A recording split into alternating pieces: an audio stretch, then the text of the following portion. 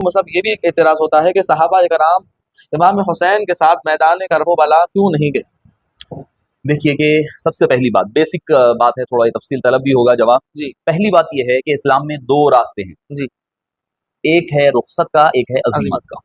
رخصت یعنی اگر مثال کے طور پر میں عشاء کی نماز پڑھ کر سو جاؤں، فجر کی نماز کے لیے اٹھ کر پڑھ لوں، میری رخصت ہے، اجازت ہے مجھے۔ عزیمت کیا ہے؟ میں رات بھر جاگوں، تہجد کے لیے اٹھ جاؤں، فجر پڑھ لیا، ظہر پڑھ لیا، یہ مجھے اجازت ہے۔ عزیمت کیا ہے؟ درمیان میں اشراق بھی پڑھ رہا ہوں، چاش بھی پڑھ رہا ہوں، یہ عزیمت ہے۔ تو اگر مثال کے طور پر میری گردن پر کوئی تلوار لا کر کے رکھ کر کے کہہ دے کہ بھائی جیسے آج کل غیر مسلمین نعرہ لگانے کے لیے زور دیتے ہیں، جی ہاں، گردن پر تلوار لا کر رکھ دے، اگر میں ان کے اپنی جان بچانے کے لیے کہہ دوں ہاں ان کا کہا ہوا نعرہ، جی ہاں، ان کے نام کا نعرہ میں کہہ دوں تو ٹھیک ہے، میرے لیے رخصت ہے، جی، میں کافر نہیں ہوں گا، جی، کوئی گناہ نہیں ہوگا۔ ہاں اگر میں یہ کروں کہ بھائی میں نہیں کہوں گا، جان جاتی ہے تو چلے جائے، میرے سر جسم کے ٹکڑے کر دیے گئے، یہ عزیمت ہے۔ اسلام نے دونوں راستے دیے ہیں۔ اسلام میں نے ابھی جو حدیث پاک سنائی، من رأى منکم منکرا میں 3 اسٹیجز ہے، ہاتھ سے روکنا، زبان سے روکنا، دل میں برا جاننا، اور تینوں بھی ایمان کے درجے بتائے۔ آخر میں کیا وذالک اضعاف الایمان، تیسرا درجہ جو ہے ایمان کے کمزور ترین درجوں میں کا ایک درجہ ہے، مگر ایمان کا حصہ ہے، ایمان کا حصہ ہے۔ تو اب آپ کے پاس اختیار ہے، بالکل کوئی اگر برائی دیکھو تو زبان سے روکو، ہاتھ سے روکو، زبان سے روکو، اور دل میں برا جانو۔ امام حسین جیسے میں نے کہا نا، ان کو مصطفیٰ کریم کی تربیت اور مصطفیٰ کریم کا خون ہے، الحسین منی فرمایا تھا، اسی لیے انہوں نے سب سے ٹاپ سپرلیٹو ڈگری جو تھی، ٹاپ لیول جو تھا عظیمت، اس کو اختیار فرمایا۔ رہی بات جمی صحابہ یا کچھ صحابہ یا اکثریت صحابہ کی، انہوں نے رخصت اختیار کیا۔ شریعت اجازت دیتی ہے اگر بھائی آپ کے پاس ہتھیار نہیں ہے، آپ کے پاس طاقت نہیں ہے، تو آپ جو ہے رخصت اختیار کر سکتے ہیں، خاموشی۔ اب جیسا عالم اسلام میں، اب ہم ہندوستان کے حالات دیکھ لیں، کیا کچھ نہیں ہو رہا ہے، مسجدیں جا رہی ہے، شریعت توڑی جا رہی ہے، وقت جا رہا ہے، بابری مسجد چلی گئی، سب چلی گئی، ہم خاموش کیوں ہیں؟ رخصت ہے یہ۔ پہلا درجہ ہاتھ سے نہیں روک سکتے ہم ظالم کو، بالکل، جو زبان سے روکنے والے زبان سے روک رہے ہیں، اب دل میں برا جاننے والے دل میں برا جان رہے ہیں، اب ان کے ساتھ ہے وہ تو چھوڑ ہی دے، پھر بات علیحدہ ہو جائے گی۔ تو معزز سامعین کرام، تو پہلا جواب یہ ہوا کہ وہ رخصت اور عزیمت کی بات ہے۔ جی، امام علی مقام نے عزیمت کو اختیار کیا، رخصت کو اختیار نہیں فرمایا۔ دوسرا جواب یہ ہے کہ امام علی مقام نے کب فرمایا تھا کہ چلو سب پہ، کب اعلان ہوا تھا کہ جہاد ہونے جا رہا ہے؟ صحیح، کسی صحابی کو حضرت سرکار امام حسین نے کہا تھا کیا؟ امام علی مقام نے فرمایا تھا کہ صحابیوں چلو میں جنگ کے لیے جا رہا ہوں، آپ نے تو ہمیشہ یہ کہا میں تو کوئی جنگ نہیں چاہتا، میں تو جنگ کے لیے نہیں جا رہا ہوں۔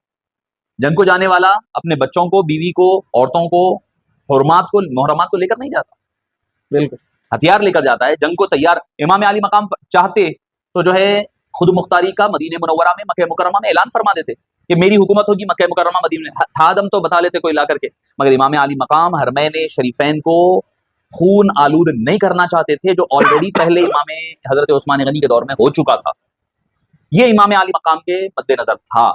حکومت اگر چاہتے تو وہیں پر اعلان کر دیتے مکہ مدینے کی گورنر حجاز پورا میرا ہے۔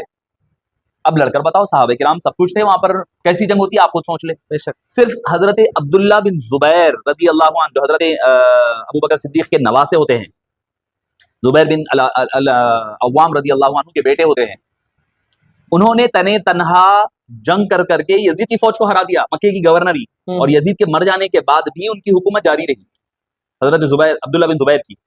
تو جب امام علی مقام ہوتے وہاں، حضرت عبداللہ بن عمر ہوتے، عبداللہ بن زبیر ہوتے، عبداللہ بن عباس ہوتے، یہ سب لوگ ہوتے، سارے کل صحابہ ہوتے، تو اب جنگ کا اندازہ لگائیے اب کیا ہوتا۔ امام علی مقام نے دوسری چیز جنگ کا اعلان نہیں فرمایا۔ اچھا، تیسری اور اہم بات، 72 لوگ شریک ہوئے، 72 میں سے 3 روایت ملتی ہے اہل خاندان نبوت میں سے کون کون تھے۔ بعض نے کہا 18 لوگ تھے، بعض نے کہا 20 تھے، بعض نے کہا 21 تھے۔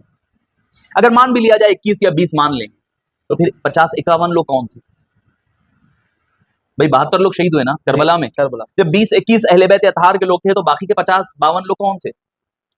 اس میں کئی صحابہ کرام تھے۔ میں اگر آپ کو ایک اشارتاً آپ کو بس بتا دوں کہ خود امام علی مقام صحابی بھی ہیں، اہل بیت بھی ہیں۔ میثم تیمار رضی اللہ عنہ کوفہ میں شہید ہوئے، مسلم بن اوزجہ الاسدی کوفہ میں شہید ہوئے، ہانی بن عروہ کوفہ میں شہید ہوئے، عبداللہ بن حمیری جو امام حسین کے رضائی بھائی بھی تھے، صحابی بھی تھے، انس بن حارث، حبیب بن مظاہر الاسدی یہ بھی وہیں شہید ہوئے، مسلم بن کثیر ازدی یا اسلم بن کثیر، بکر بن حی تمیمی، جابر بن عروہ غفاری، جنادہ بن کعب الانصاری، جندب بن حجیر کوفی، ظاہر بن عمر الاسلمی، زیاد بن عریب ابو عمر سعد بن حارث حضرت امام علی مقام کے غلام تھے، یہ بھی صحابی ہے. شبیب بن عبداللہ مولا الحارث ہے. شوذب بن عبداللہ یہ بھی تو صحابی ہے. عبد الرحمن بن عبداللہ ارحبی، عبد الرحمن بن عبد الرب الخرزجی، یہ سارے کے سارے صحابہ ہیں جو کربلا میں شہید ہوئے. کربلا میں شہید. ان کے نام سنا رہا تھا آپ کو. جی جی جی. لوگ کہتے ہیں کہ کربلا میں صحابہ شریک نہیں ہوئے، یہ غلط بات ہے.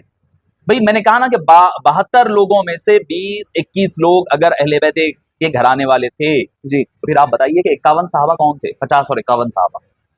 بے شک.